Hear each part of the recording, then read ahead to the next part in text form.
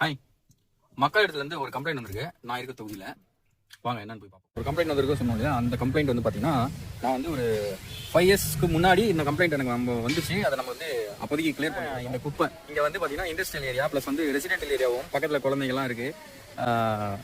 இந்த குப்பைகள் வந்து இங்கேருந்து ரொம்ப நாளாக அகற்றப்படாமல் இருக்குது அப்படின்றது இங்கே இருக்க மக்களோட குற்றச்சாட்டு. இது வந்து ஏன் இதை சரி பண்ண மாட்டாங்கன்னு தெரியல. இது முந்தின எம்எல்ஏவும் சரி, இப்போ இருக்க எம்எல்ஏவும் சரி, இது ஏன் இதை வந்து கவனத்தில் எடுத்துக்க மாட்டாங்க அப்படின்றது புரிய மாட்டுது. இங்கே பக்கத்தில் இருக்க ஃபேக்ட்ரியில் இருக்க கழிவுகள் எல்லாத்தையும் எடுத்துகிட்டு வந்து இங்கே தான் கொட்டுறாங்க.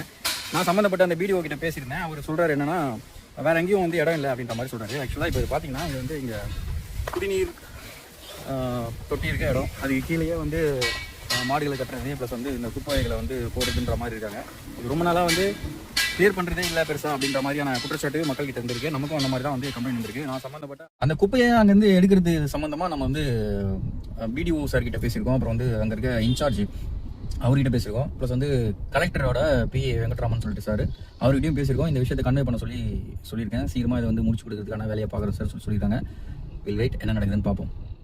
எனக்கு புரியவே இல்லை இந்த விஷயம் வந்து இப்போ இல்லைங்க, இதுக்கு முன்னாடி இந்த எம்எல்ஏ இருந்தார் இல்லையா, அப்பத்துல இருந்து இப்போ வரைக்குமே இந்த ஒரு விஷயம் வந்து சால்வ் பண்ண முடியலனா, சால்வ் பண்ணவே முடியாது அப்படின்ற விஷயம்னா அப்படி வந்து ஓப்பனா டிக்ளேர் பண்றீங்க. எங்களால இதை வந்து சால்வ் பண்ணவே முடியாதுங்க அப்படின்றத மாதிரி ஓப்பனா டிக்ளேர் பண்ணிடுங்க.